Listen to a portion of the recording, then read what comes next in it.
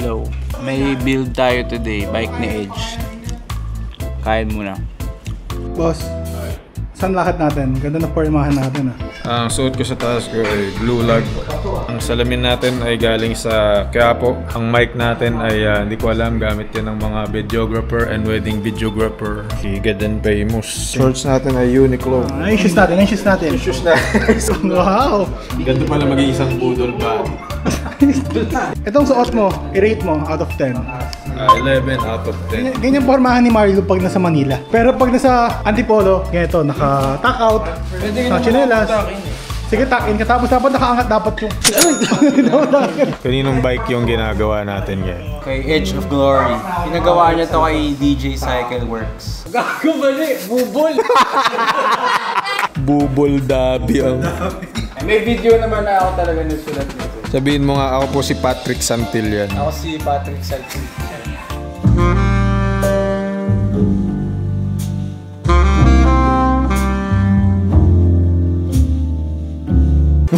Ang ganda, parang kinaskas yung bakal, tas gold yung loob. Galagari ulit tayo ng...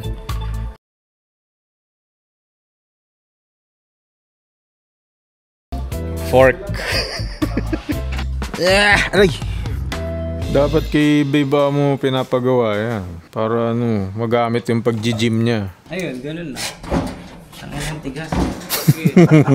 Ano yung nilalagay mo? Ito, chain lube lang. Parang mas hinahasan yung lagari kaysa sa... Gawin mo, wait, try lang. Isang side lang yung malakas. Yung isang side na pabalik, light lang. So, kunyari, isang ganun, tapos pabalik, light lang. Tinuro lang to sa akin ng yung isa naming worker dyan pag maglalagarin bakal. One side lang. Mas madali daw kung isang side lang yung puwersa. Yung pabalik, walang puwersa. Di ba? Oo nga, no? Yung mga, hindi na yung bike mechanics. Ano yung rider pa na to eh.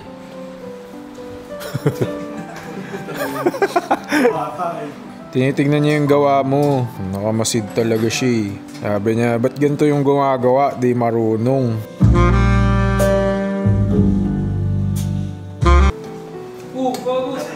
Galing dito kami, galing dito tumalan pumunta. Pag nasa Bataan ka, Edge, saan ka nagbabike? Ano lang, duwat. Umabot ka dun? Oo. Pag umuwi nga ako, magbike tayo dun. I-ride din natin to, parang yung kasi Streets Land ni Sam, diba? Inakyat natin ng yun.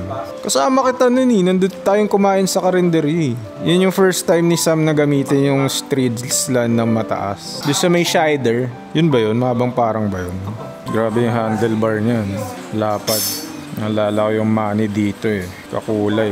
Ano sinabi mo kay DJ nung pinagawa mo to? May drawing to sa AutoCAD. In-AutoCAD mo to? So may sukat na, yung parang yun na yung bike geometry na needle burn. Di pa rin tumutunog? Lo, nahirapan ka na? Yun. Nakakatakot. Kinakabahan na ako eh. Motolite, pang matagalan. Preno pala yun. Na-adjust ba yan? So pwede siyang 26, pwede siyang 700. Mahaba yun.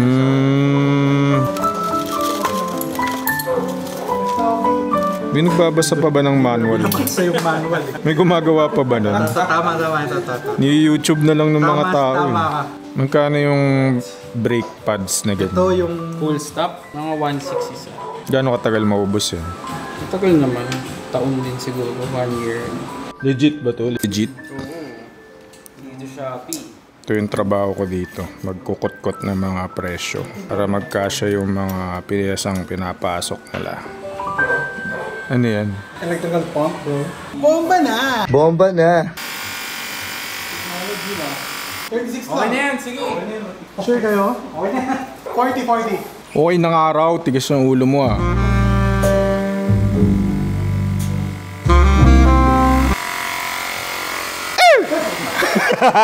Takot ka, boy. Sabi mo?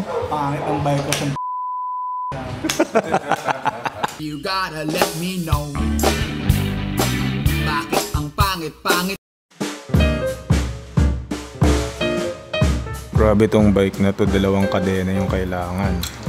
Pag ba nilalakihan mo yung gearing ng bike, kailangan mas mahaba rin yung kadena? Hindi, yung chainstay niya yung mahaba eh. Dun lang nasusukat yun. So kahit gawin tong 59, walang kaso dun sa kadena. 69.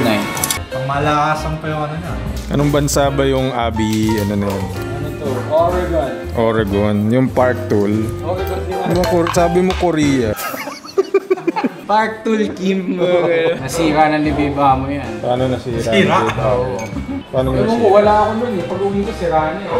Ang iyak-iyak pa siya eh. O, di ko dapat sabihin, pero tawang-tawang. Ayaw niya sabihin. Hihintayin niya makita ko balina. Paano nagawa? Pinabili ko siya nung ito, yung bala. 2K yung bala. Bublé. Michael Bublé. Di pagka nagbibuild ka ng sunod-sunod yung kliyente, nakakaumay. So dapat yung client tumutulong. Tutulong nga ako dun sa ipapakabit ko. So ngayon ay kinakabit na ang brake cable. Ito yung magdidikta kung gaano kakapal yung allowance. BDO pa talaga. We find ways. Problema nila ngayon yung shifter. Ito yung pinaka-smallest. Hindi. Ano ba? Hindi, dito yung start. Yan. Ay, hindi. Hindi, tama. Ito, yan yung tama. Yan, ganito. Baliktad pala yung starting point ko kasi. Pero magtanong ka muna, magulay ka muna.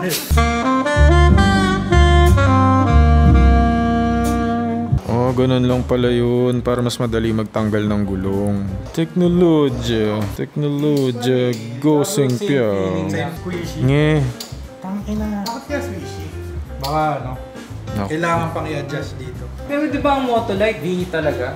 V-brake yan. Baka pwede naman pala yung pole, no? Bakit ganyan na yung posisyon? Grabing ahon yan ah. May naayos kasi sa ilalim. Daming problema pag bago bike. Saan gusto mo nakatapat yung Ori? Sa'yo or sa mga followers mo? Sa'yo, ganyan. Sa akin. Oh really? Oh really? Sanay na sanay siya. Grabe oh. Ganyan ka mag-jump.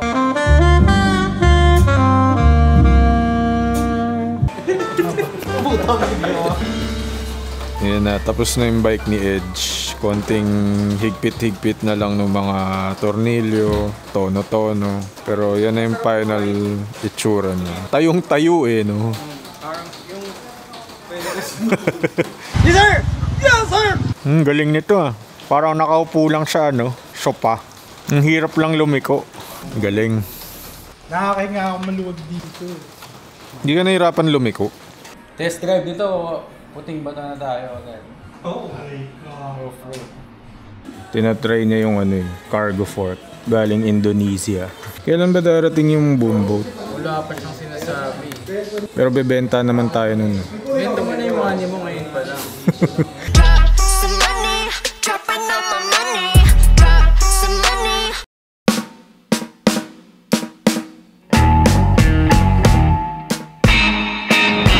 Okay, ngayong araw na to ay pupunta kami ng very tagong-tagong lugar. Walang nakakaalam nito. Kahit yung mga OG na cyclist, di nila alam itong lugar na pupuntahan namin. Ang pangalan ng lugar ay Puting Bato. Secret lang yan ha. Ginigate-keep namin yung lugar na yun. Wala pa nakakaalam talaga yan. Kaya tara, sundan natin itong mga nagbabike na. Ang dami-dami nila. Morning, sir! Morning!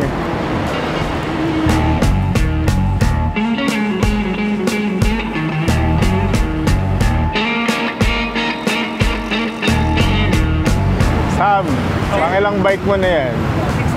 69. Ano size? Large. Ano yung large ng Velori?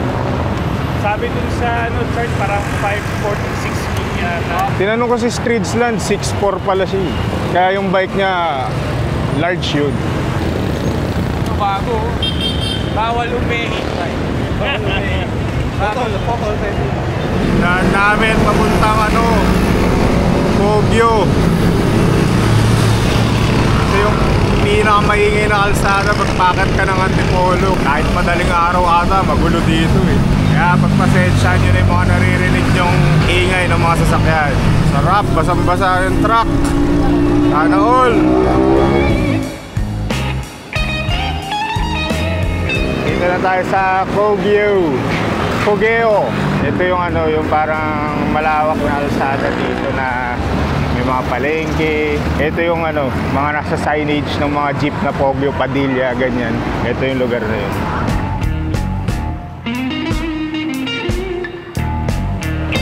nakakapagod ahulin. Sa dulo may mga bukuhan. Perfect placement. O, diba? May buko break. Buko break. Buti nagdala akong tubig.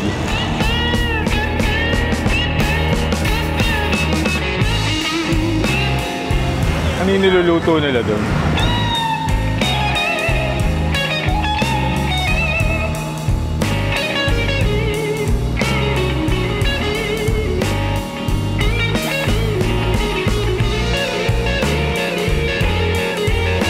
Malapit na dito yung secret puting bato. Kaya kita niyo yung malaking parang bundok na yan na bato na may mga halaman sa baba, mga puno. Ayan yung papasok ng puting bato. Wala pang nakakapunta dyan, kami pa lang. Kami lang nakakaalam ng lugar na to. Di ba yung puting bato, tayo lang nakakaalam yan? Ay, sorry. Hindi namin to sinasabi sa ibang tao kasi baka dayuhin eh. Mahilig pa naman kami mang gatekeep ng mga bagay-bagay. Hoy!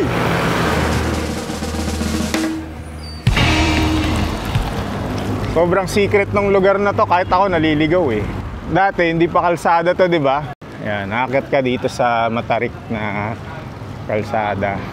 Sabi ko kasi secret lang yung puting bato, wala pa nakakaalam nito. Secret lang.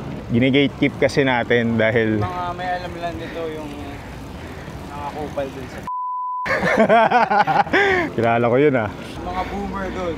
Pero ngayon na lang ulit ako nakabalik dito.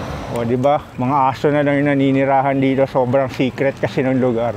Ano yung ratio ng aso sa tao? Ilan tayo? Tigi-tigis ang aso. 6 sila. 8 tayo. Daming aso. Tamo kahit silang aso nag-aaway internally. Yung mga internal struggles din sila. Gaya ng struggles namin sa pag-akyat.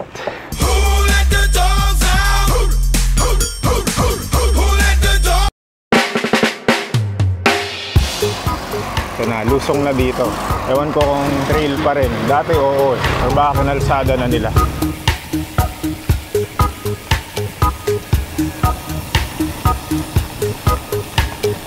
Magkano kuha mo dyan, Tin? 19 lang yan. Bilhin ko sa'yo ng 20.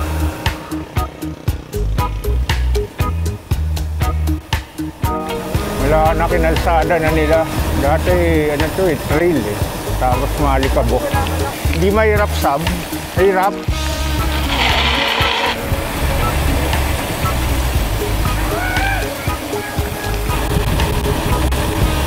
Uy, takot ako dun ah. Mga aso dito, kakaiba eh. Ayan na. Naputikan na yung salamin ko.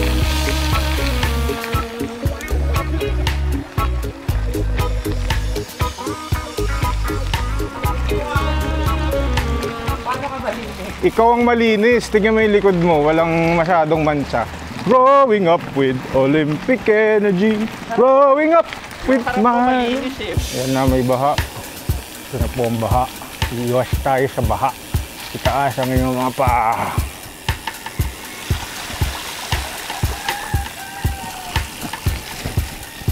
Hindi pa rin alam bakit tinawag siyang puting bato. Wala namang batong kulay puti dito. Pero yung graba niya, nung hindi pa sinisimento dito, may pagka-white din. Baka kaya puting bato. At di ko rin alam kung ito na mismo yung puting bato. Baka merong specific na lugar na puting bato talaga. Dito ba? Kaya ikot ako. Lampas na pala. Oh, wait! Ayoko ibaba yung sapatos ko. Dito na ako dadaan. Ano dun yan? Castle. Bagong-bago yung Vans mo ah. Puro semento na. Kaya ako nga dinala dito eh. Grabe yung dumi ko na agad, putya. Nagbawas na ako ng hangin para mas kumapit yung gulong.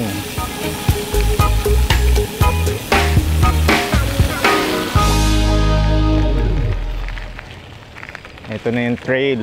Dito yung mga pag maaaraw dito, yung sobrang init. Ano to? Pulbo. Mauubo ka. Alam mo ano, Hassel? Yung naka-bite mount ka, tapos nasa trail, tapos maputik. So tumatama-tama sa bibig mo yung semento? Oo. Anong lasa? Taste review? Hindi ko alam. Basta may mafe-feel ka minsan ng mga parang bato. Yung mga sandy. Oo. Sigurado ka ba semento yun? Hindi natin alam. Ay, yan na. Mas lalo sumarap. Nalagay sa breading. Pinag-uusapan pa lang, nalaglag tuloy.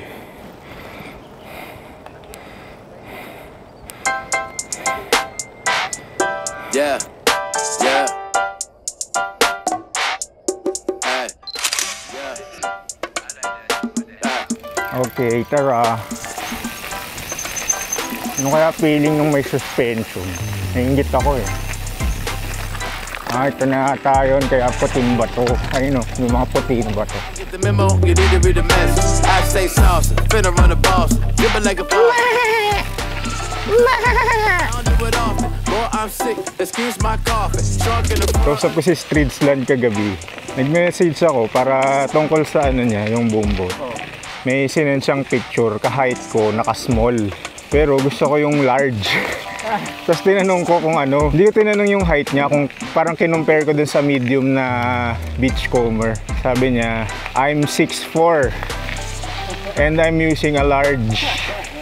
Yung sinend niya small, yung lalaking nasa reels niya, small. 170 cm yung height.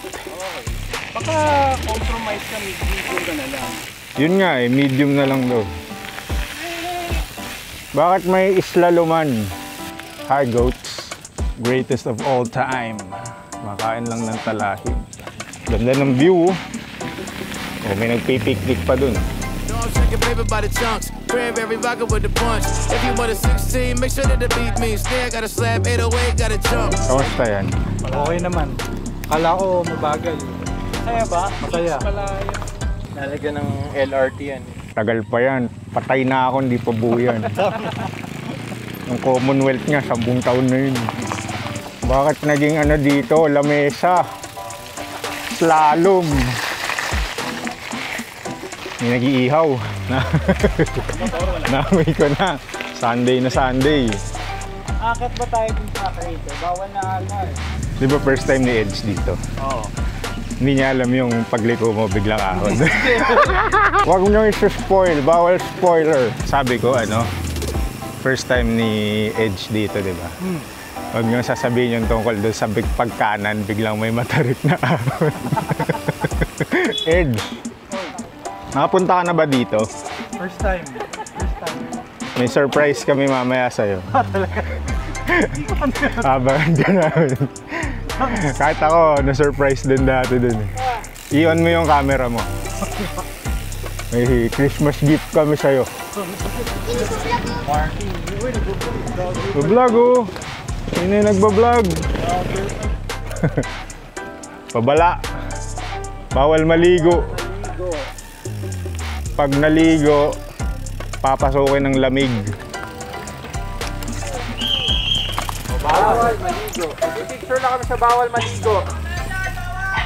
Bawal maligo. Okay yun, at least nagawa niya yung trabaho niya today. Nandyan yung Yamashita Treasure kasi. Dati bumaba nga kami doon sa may crater eh. Pero may nakalagay na no trespassing. Yung crater, kahit papano, alam mo na aahon ka eh. Sabi naman naahon ka.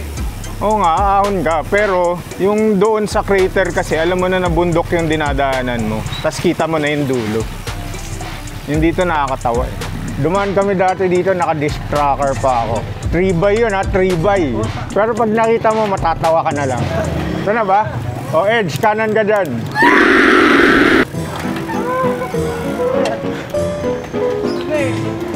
Nilagay ko na sa granny yung akin eh. Uy, sinabi ko sa kanya. Sinabi ko kay Edge, wey, ganito. Nilagay ko na doon sa pinakamalaki. Dapat sa mga ganitong ahot tayo nag-i-interview eh. Ganito ba yung inakyat niya sa Ampukaw? Ang haba pa nito ah. Mas nangangawit yung pangako kaysa sa paa eh.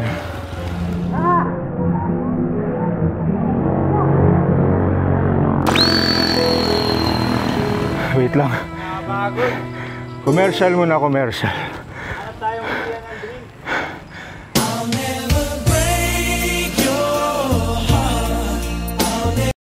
Pom pom! Umabol pala to si Ampon eh. Ang laki na niya oh.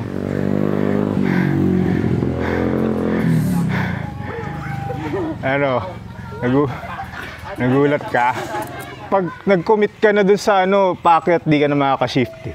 Masisira na yung kadena. Tayo pala, nasa biggest nakahandaan eh. Kaya pala sabi ko, ba't naman tumutunog? Ine-etap kayo, may bumubulong sa akin, sabi. Pagkano natin, huwag niyo sasabihin bakit. Parang nakakatawa. Alam ko hindi pa tapos yung ahonan dito eh. Meron pa yung bago ka lumabas ng Marilake.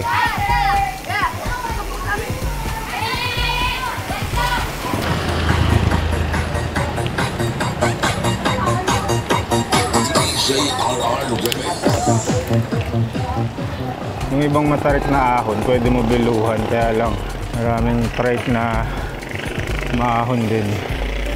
Ito na yung final ahon. Bukod dun sa ahon ng boso-boso.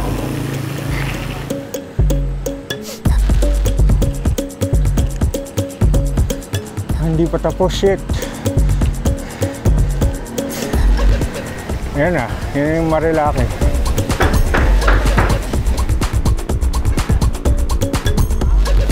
Wait lang, break. Inom muna ng putik.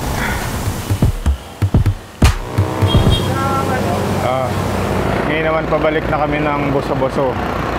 Kahit linggo, daming sasakyan.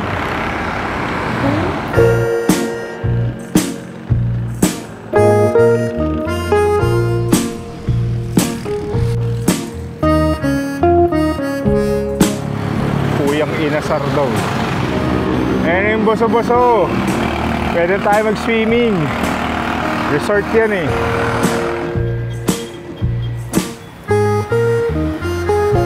Pero baka titigil muna kami dito sa Ahon Coffee. Dito sa boso-boso. Dito na tayo sa Ahon Coffee sa boso-boso.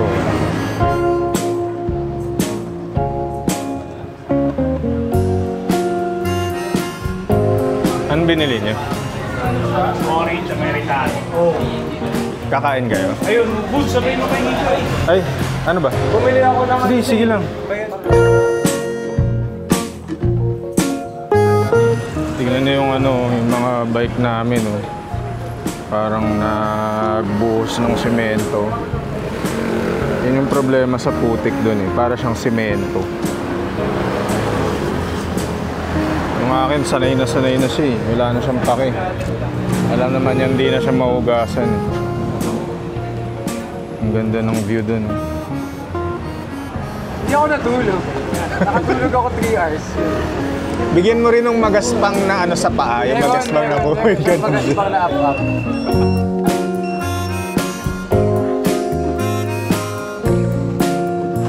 Salamat.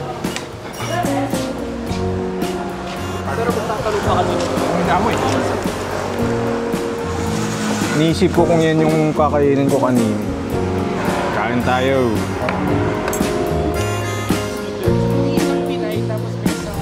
Chicken burger na 1 hour to serve.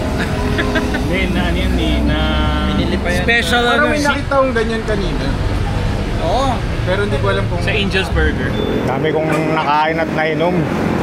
Tuwasakit na yung tiyan ko. Kailangan makauwi ng mabilis.